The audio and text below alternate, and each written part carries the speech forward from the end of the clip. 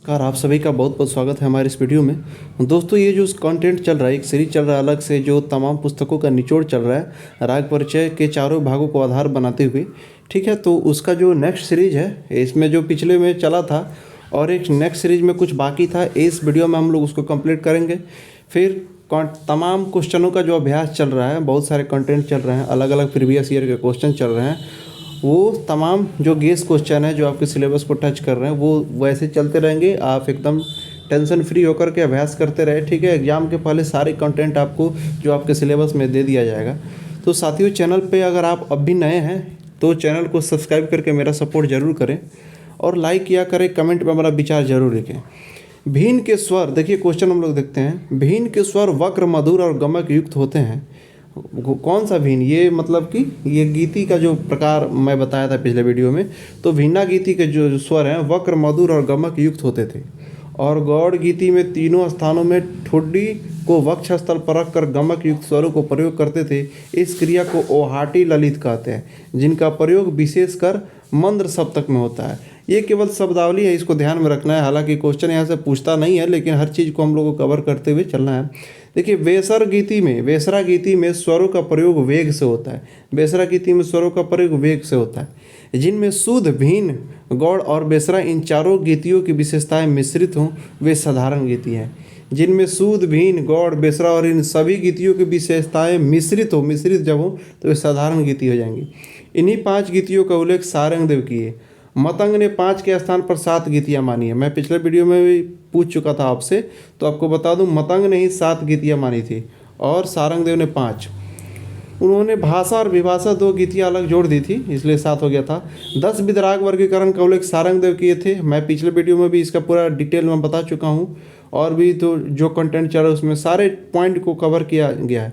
दोस्तों, आप पिछला जो एस्टेट का क्वेश्चन मैंने एमसीक्यू कराया था, उसमें आप देख रहे होंगे कि जो हमारे चैनल पे कंटेंट चल रहा है, जो कंसेप्ट चल रहा है, उसके इर्द गिर्द ही क्वेश्चन है। तो इतना समझिए, बीपीएससी और एस्टेट दोनों का आपका जो सिलेबस ध्यान में रखते हुए मैं उस पर काम कर रहा हूँ। अगर आप डेली अभ्यास कर रहे हैं हमारे वीडियो से, तो आप ज़रूर अच्छा कर सकेंगे।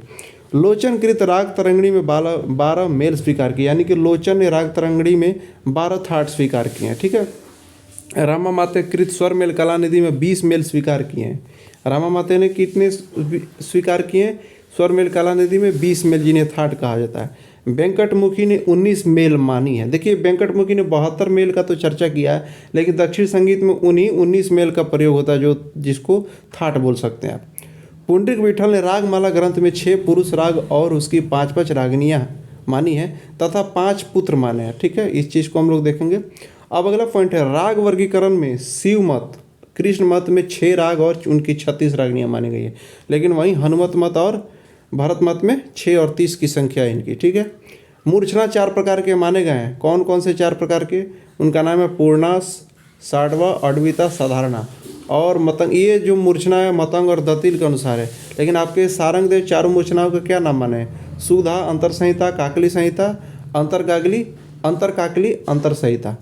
ठीक है, ये सारंगदेव के अनुसार मूर्छना के नाम है। अलग अलग विद्वानों के अनुसार अलग अलग नाम है बहुत सारे, जैसे श्रुति में भी इस तरह का देखने को मिलेगा। वो सारी चीज़ को भी मैं धीरे धीरे लाऊंगा आपके समक्ष। 1 ग्राम के 7 मूर्छना होते हैं, प्रत्येक से 7, तो तीनों ग्रामों से कैसे? पिछले वीडियो में बता चुका हूँ। अगर 1 ग्राम से 7 मूर्छना है तो 3 को मिलाएंगे तो 21 मूर्छना बन जाएगा, तीनों ग्रामों का अगर उल्लेख करते हैं साथ में। तो देखिए, जब 2 स्वरों की संगति कानों को प्रिय लगती है तो उसके भाव को शुभ स्वर संवाद यानी कि कंसोनेंस कहते हैं। जब यही संवाद 2 स्वर अप्रिय लगे तो उसे डिसोनेंस कहते हैं। जब किसी 2 स्वर का संवाद जो लगता है ना, जैसे मान लीजिए सा और प का हम संवाद मानते हैं, अगर ये कान को प्रिय लगता है तो इसे कंसोनेंस कहते हैं, अगर अप्रिय लगे तो डिसोनेंस कहते हैं। इसमें कुछ समझने की बात नहीं है। उत्तर भारत में 2 स्वर संवाद माने गए। कौन कौन से? सा और प और सामा। इनके अलावा और भी स्वर संवाद हो सकते हैं, लेकिन उसकी मान्यता शास्त्र में नहीं है। तो दोस्तों, जब शास्त्र में मान्यता नहीं है तो हम लोग उसको ध्यान ही नहीं रखेंगे। सामा और सा प 2 स्वर संवाद को हम लोग ध्यान में रखेंगे। कर्नाटक संगीत में निबद्ध संगीत के 2 भेद माने गए हैं। कौन कौन सा? निबद्ध संगीत के अभ्यास संगीत, सभा संगीत। ठीक है, अगला क्वेश्चन है, ख्याल के 2 अंग होते हैं, अस्थाई और अंतरा। ख्याल का कितने अंग होते हैं? अस्थाई और अंतरा। कृति के 3 अंग। कृति भी ख्याल के समान है। कर्नाटक संगीत में पिछले वीडियो में मैं बता चुका हूँ। यहाँ पे थोड़ा सा इस वीडियो में फास्ट चल रहा हूँ, चूँकि तमाम कंटेंट है और समय कम है। तो पल्लवी अनुपल्लवी चरणम ये कृति के 3 अंग है। कृति के रचयिता थे अन्नामाचार्य जो आंध्र प्रदेश के थे और पुरंदरदास जो कर्नाटक के थे, लेकिन पंडित अन्नामाचार्य को कृति का जनक माना जाता है, यानी कि पिता माना जाता है। कर्नाटक संगीत के त्रिमूर्ति में कौन कौन थे, एक बार इसको देख लेंगे। ये क्वेश्चन बहुत बार पूछ लिया जाता है। तो त्यागराज, मुत्तुस्वामी दीक्षितर, श्यामा शास्त्री कर्नाटक संगीत के आपके त्रिमूर्ति हैं। देखिए मध्यकाल यानी कि तानसेन के समय गायन शैली के स्थान पर वाणी शब्द का प्रयोग हुआ था। तानसेन के समय में गायन के लिए क्या शब्द प्रयोग हुआ था, जैसे वैदिक काल में संगीत के लिए शिल्प शब्द का प्रयोग हुआ था, उसी तरह से तानसेन के समय में संगीत के लिए वाणी शब्द का प्रयोग हुआ था। अगला क्वेश्चन है दोस्तों, तानसेन के पुत्रों का घराना सेनिया घराना माना गया, जो ध्रुपद गाते थे और बीन बजाते थे। जो तानसेन के पुत्र थे उनके घराना को सेनिया माना गया, सेनिया कहा गया, और वे ध्रुपद और बीन बजाते, ध्रुपद गाते थे और बीन बजाते थे। वहीं तानसेन के पुत्री का जो वंशज है उन्हें बानिया बोला गया, वे ध्रुपद गाती थी और ध्रुपद गाते थे और रबाब बजाते थे उनके घराने के। अगला पॉइंट है, संगीत में जैसे ताल का स्थान है वहीं स्थान काव्य में छंद का स्थान है। जैसे संगीत में एक लय के लिए ताल की आवश्यकता होती है ना, उसी तरह से काव्य जो होता है उसमें छंद की आवश्यकता होती है। छंद के भी 2 भेद हैं, मात्रिक छंद, वर्णिक छंद। दोस्तों पूछे छंद के कितने भेद हैं, तो 2 भेद हैं, मात्रिक छंद और वर्णिक छंद। मनुष्य की सुनने की जो क्षमता है, मनुष्य का जो कान सुनता है, ठीक है, वो 20 से 20,000 आवृत्ति है। पिछले वीडियो में आप कंफ्यूज हो रहे होंगे कि 16 और 38,000 माने गए हैं, तो अलग अलग कंडीशन में दोस्तों उसको माने गए हैं। आप उस वीडियो को देखेंगे तो समझ जाएंगे, ठीक है। जिन तरंगों की आवृत्ति 20 आंदोलन से कम हो उन्हें अश्रव्य तरंगे कहते हैं, यानी कि सबसोनिक वेव्स कहते हैं, यानी कि वे सुनाई योग्य नहीं है। 20,000 तरंगों से ज़्यादा वाले को पराश्रव्य तरंगे कहते हैं, यानी कि अल्ट्रासोनिक वेव्स कहते हैं, जब 20,000 से ज़्यादा की तरंगे हो। अनुनाद क्या है, अनुनाद को रेजोनेंस इंग्लिश में बोलते हैं। पिछले वीडियो में मैं समझा चुका हूँ। जब कोई तार दूसरे तार के कंपन से स्वतः प्रेरित होकर कंपित करने लगता है तो उससे जो नाद उत्पन्न होता है उसे अनुनाद कहते हैं। यानी कि जब कोई तार हो जब कोई तार दूसरे तार के कंपन से, यानी कि 2 तार है, ये जो तार है इस तार के कंपन से प्रेरित होकर अपने आप कंपित होने लगे, उसे अनुनाद कहते हैं, ठीक है। जब 2 नादों को एक साथ बजाया जाए और उनकी सामूहिक ध्वनि को कानों को अच्छी लगे तो उसे कंसोनेंस या इष्ट संवाद कहते हैं। यही शुभ स्वर संवाद जिसको मैं अभी थोड़ी देर पहले मैं बताया था, वहीं यानी कि जब सामूहिक ध्वनि, जब 2 नादों का एक साथ बजाया जाए और उन सामूहिक ध्वनि को जब सुनने पे कान को अच्छी लगे ना, उसे कंसोनेंस बोलते हैं, जिसको इष्ट संवाद भी बोला जाता है। और इसके विपरीत डिसोनेंस हो जाएगा, यानी कि अनिष्ट हो जाएगा।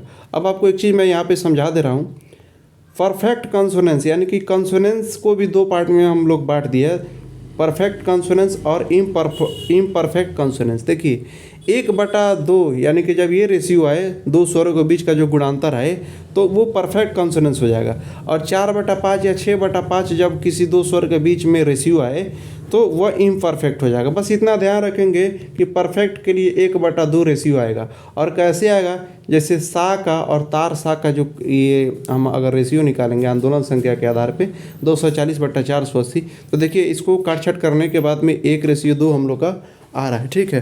तो इस हिसाब से ये परफेक्ट कंसोनेंस होगी। और इम्परफेक्ट का क्या कंडीशन है मैं बता दिया हूँ। साथियों कंटेंट बहुत ज़्यादा है, थोड़ा सा इस वीडियो को मैं फास्ट किया हूँ। मुझे उम्मीद है कि आप समझ रहे होंगे, क्योंकि ये सारी चीज़ें तो आप ऑलरेडी पढ़ लिए होंगे या पढ़ रहे होंगे किसी डिस्क्रिप्टिव बुक में। और यहाँ पे मेरा उद्देश्य है आपको अभ्यास कराना, ठीक है।